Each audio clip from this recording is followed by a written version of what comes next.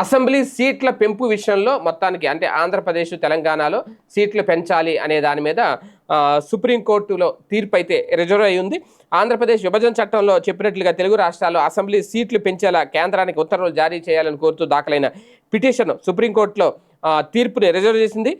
Professor K Purushottam Reddy దాఖలు చేసిన పిటిషన్పై విచారణ జరిపిన justice Suryakant, justice N Koteshwar సింగ్లతో కూడిన ధర్మాసనం తదుపరి ఉత్తర్వులను జారీ చేస్తామంది.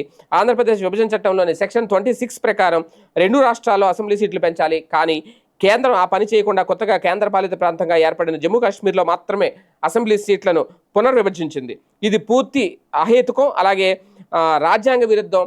ఆంధ్రప్రదేశ్ పునర్విభజన చట్టం అమల్లోకి వచ్చిన 5 ఏళ్ల తర్వాత జమ్మూ కాశ్మీర్ నియోజకవర్గాల పునర్విభజన చేపట్టారు. అందుకోసం ప్రత్యేకంగా ఒక డీలిమిటేషన్ కమిషన్ ఏర్పాటు చేశారు అనేది ఇక్కడ ప్రధానంగా పిటిషనర్ న్యాయవాది కోర్టు దృష్టికి తీసుకొచ్చారు. అయితే సెక్షన్ 26 ప్రకారం నియోజకవర్గాల పునర్విభజన చేపట్టాలంటే 2026 తర్వాత ప్రచురించే జనాభా లెక్కల వరకు వేచి ఉండాలి. జమ్మూ కాశ్మీర్ పునర్విభజన వేరు, అది కేంద్ర పాలిత ప్రాంతం కిందకు వస్తుంది. దీనిపై పిటిషనర్ న్యాయవాది విభేదించారు. డీలిమిటేషన్కు రాష్ట్రాలు కేంద్ర పాలిత ప్రాంతాలు అన్న తేడా ఉండదే అన్నారు. డీలిమిటేషన్పై ఉత్తరాది దక్షిణాది రాష్ట్రాల మధ్య వివాదం నడుస్తుంది.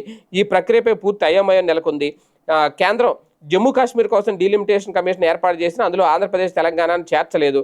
2026 తర్వాత నియోజకవర్గాల పునర్విభజన చేపడతారా అన్న దానిపై స్పష్టమైన సమాధానం లేదు అనేది చెప్పుకొచ్చారు. తర్వాత అదనపు సొలిసిటర్ జనరల్ నటరాజన్ వాదనలు వినిపించారు. 2026 తర్వాత నిర్వహించే తొలి జనాభా లెక్కల వివరాలు ప్రచురించేంత వరకు దేశంలో నియోజకవర్గాల పునర్విభజన చేయాల్సిన అవసరం లేదు అనేది ఆర్టికల్ 82లో 84వ రాజ్యాంగ సవరణ ద్వారా చేర్చారు అని చెప్పుకొచ్చారు. ఏది ఏమైనా ఇప్పుడు కేంద్రం కూడా చెప్తున్నది అది డీలిమిటేషన్ అనేది రేపు పొద్దున జనాభా లెక్కలు అయిన తర్వాత 2026లో ఉండే అవకాశం ఉంటుంది. ఇప్పుడైతే అవ్వదు అనేది 2026లో ఖచ్చితంగా డీలిమిటేషన్ అయితే జరుగుద్ది. కాకపోతే ఎన్ని నియోజకవర్గాలు పెరుగుతాయి ఆంధ్ర తెలంగాణలో అనేది చూడాలి. మొత్తం మీద దీనికి సంబంధించిన తీర్పు అయితే ఇప్పుడు సుప్రీంకోర్టు రిజర్వ్ చేసింది.